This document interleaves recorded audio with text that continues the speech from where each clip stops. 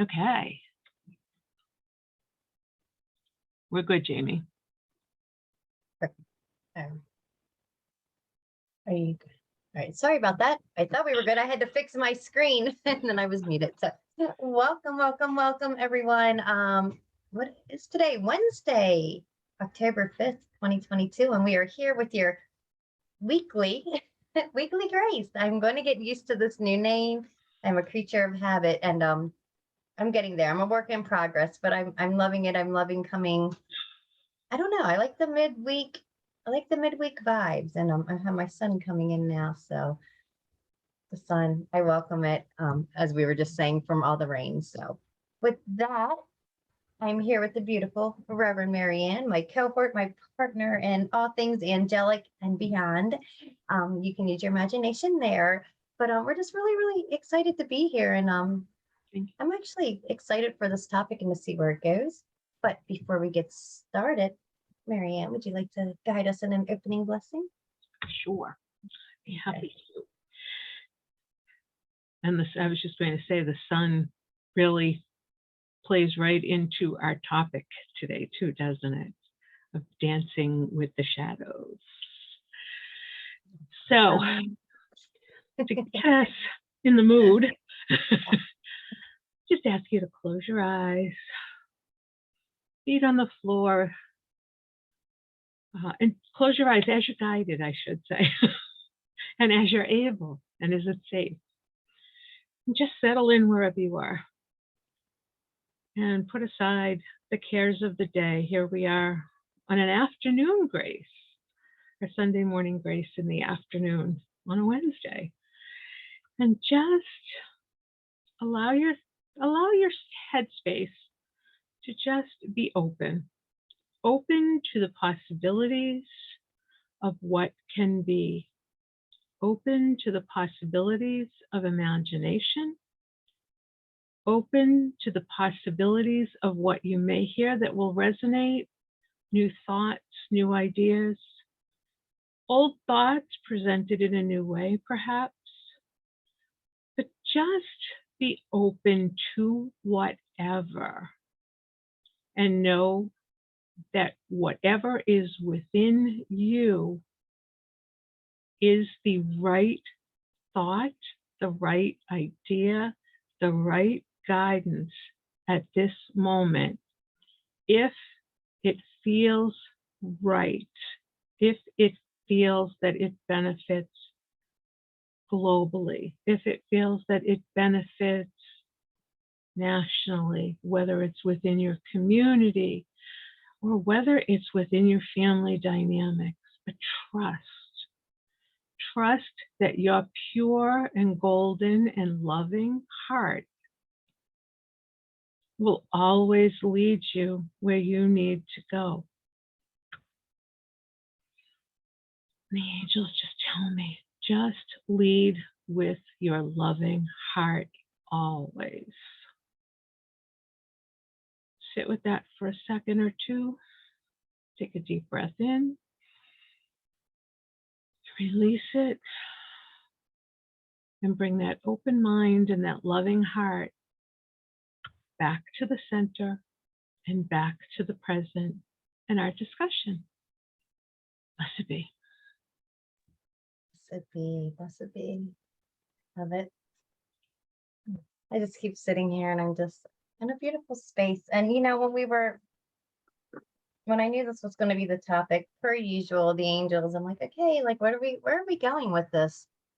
And I love how you had mentioned, you know, we were talking and about how, like, you know, when there's tends to be a lot of rain, which has been the case here, you know, the sun's not always out when it's raining. Sometimes it is, but in this case, it's been a rain where it's been very gray, very dreary, no shadows, because there's no sunlight. So I'm still just in awe that the sun is literally back out and coming through the window.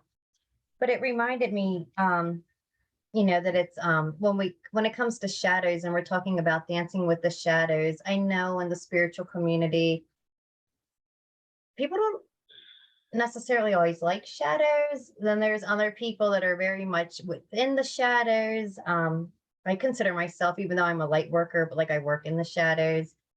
but it's always right, the light. We would not have a shadow without the light.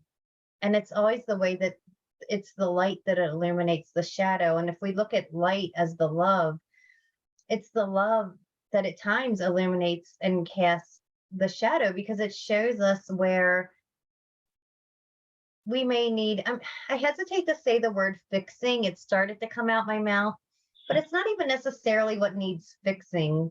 It's, oh, here comes even more sunlight. It's Oh, actually creating this beautiful aura around you. oh, I love it. I love it. But yeah, so it's like, but it shows I'm being guided to redirect my words into showing us what needs more love.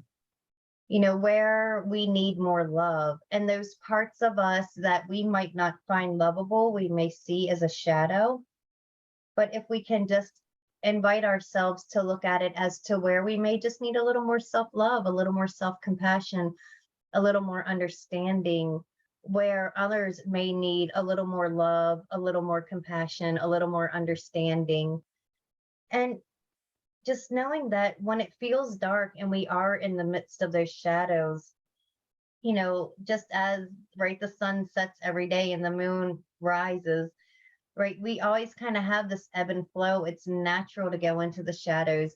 And by shadows, some people are like, well, what are the shadows? And the shadows to me are maybe the places that are uncomfortable, the places that I'm not proud of, the things I've done that I'm not proud of, the emotions that I feel all humans naturally feel, but especially in the spiritual community, you can be shunned for having not positive feelings all the time, or not being able to see the positive in everything at all times. In time, I do feel that, sometimes we can kind of be like, all right, I know there's something here for me, and go with it easier. But it's okay if something comes up and you're not happy and you don't feel all love and you don't feel all light. It's okay. Like, I believe in a such thing as a sacred anger, right? Like anger, frustration, these are all, guideposts as well. They're all cues, they're all signs. And if we don't allow ourselves to dance with them, and I like to say dance, so there's, a movement that happens there, right? We're not just stagnant. Sometimes we might need to sit to have a deeper conversation with our shadows. But I love the metaphor of dancing with the shadow, because to me, it's just that it's always an ebb and flow of movement. Sometimes we might slow dance, sometimes we might have a little more space between us, but just knowing that it's okay. And I was telling Marianne, I was doing a healing today. I was leading a group healing. And one of the things I was kept guided to say is, is I kept repeating, and I was working with someone and I was having them repeat, I am the one is me. I am all, and all is me. And when we are the one, we are the all, that encompasses everything: the light, the dark, the shadow, the sun, all the things that feel good and all the things that don't feel good. And I feel like it really is just a nice, beautiful, just a way we can balance and ebb and flow with it, and being able to honor, all seasons and all times and all spaces that we're in. And to me personally, that's what I consider the dance with the shadow, is being able to hold that grace and compassion if I feeling really good, or when I'm not feeling so good and I just want to go have a talking to with myself. But in that honoring of where I'm at, and being honest with where I'm at, again, to me, that is one of the ways that we may dance with the shadow. But I would love to hear what you have to say, Marianne, because Well, I'm excited for yours. well, it's interesting because as I hear you talk about the dance and the ebb and the flow, dance has a rhythm. And sometimes it's coordinated, and partners or people that are within the dance are all doing the same thing. And sometimes they're not. Sometimes one is being showcased and the others are off in the background. So it also, as I'm listening to you talk, I'm picturing this, it's choreographed. There is, even if we can't see the choreography going on behind the scenes of that dance with the shadows, there is a choreography. We may not understand it, we may not see it happening. But just to add to what you were saying is, sometimes it's important when it feels out of sync to trust and just to be open to getting it back in sync with the choreography of the dance. But it was interesting because the things that are challenging for us are generally our greatest teachers. And this topic was very challenging for me because I wasn't sure what to do with it. And every time I saw this topic, what kept coming back to me was when I was a child and my father would read us bedtime stories. One of his favorites to read was A Child's Garden of Verses, which is all these beautiful old poems. And he always had like voices that he put into it. And one of them was The Shadow. And I have a little shadow that goes in and out with me, but what can be the use of him is more than I can see. And it goes on. And part of it is it talks about sometimes it's tall, sometimes it's short, sometimes it follows me, it mimics me. And then sometimes I get up in the middle of the night and I go outside and my lazy little shadow is still in bed. And as I reread that poem today, not only did it bring me back to my childhood and a very fond memory of a happy time and a very loving time, but it also, the part about when it's night, I go out and my shadow is lazy, it just really highlighted the fact that in order to have a shadow, there has to be light and then the shadow is dark, of course, and the shadow is dense, but it follows us, but it changes. It's a shift shaper. Yeah, it's a tongue twister for me today. And you just never know what it's going to look like, but you have to trust that shadow is there to highlight what's in the light. And so it's not always a negative. Sometimes it is that support system. It's to show you and open up your interpretation of whether it's long, it's short, it's stubby, and it's how the light is reflecting on us. And it helps us find that balance so that we're not too over the top in one direction or over the top in the other. It's we're in the middle. We're where we need to be. It's balancing, even when sometimes it's very misshapen. Mm-hmm. And so that dance is always about finding that balance, finding that choreography, finding that ebb and flow. And it's okay. It's okay when it's out of balance because it will come back into balance as the light shifts and comes into the right position. And so that's kind of where I was going with it. Yeah, I know, because I was thinking like even last month's topic and this topic, it's for me not so easy to speak on, but it's something that like I embody and really how I feel I live my life. So, but when I go to actually speak on it, I'm like, I don't really know how to speak on this. It's just what I do. But when I was just really sitting and thinking, and by the way, I freaking love that poem. I was so excited for you to like re-quote it. I love it.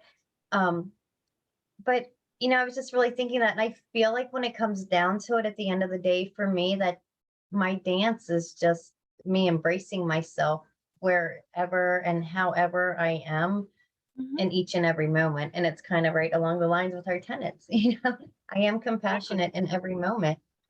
And I'm compassionate with me. I mean, don't get me wrong, there are times if I'm angry or something has me triggered, like, no, I'm not going to just lash out and be like, oh, it's okay because I'm just dancing with my shadow. It doesn't matter if I say that. They don't mean it like that. So no, you cannot lash out. But just really being like something. I feel like sometimes we can get upset with ourselves if we get upset about something. Like, I don't want to keep feeling this emotion, or I really want to change my response. So I don't feel good with me that I did this. But when we just really, again, allow for that compassion and just being and accepting and And of course, holding ourselves accountable where need be, Mhm. and also not getting stuck, not allowing ourselves to just kind of feel like, oh, this is it, like I'm never going to get out of the shadow. And I feel, I just feel like so many times we either avoid the shadow or we don't talk very kindly of it because we see it as something bad. But it can be something really beautiful and something like that you can play with and have fun. I remember being a child and like, kind of dance, like literally dancing with my shadow, like trying to figure out like if I move this way right now, I was always going to try to get away from it. And even in that, like stop, you can have fun playing with it, but don't, you don't want to get away from it. It's like it's something that's always there.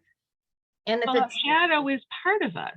yeah, And like it's it's, I started by saying our challenges are sometimes our greatest teacher. And our shadow can be a teacher too. And our shadow self, the opposite of what we typically are, Mhm. that shadow self, when we find that we're more shadowy than light, it helps us to come back. It is a teacher of sorts. Mhm.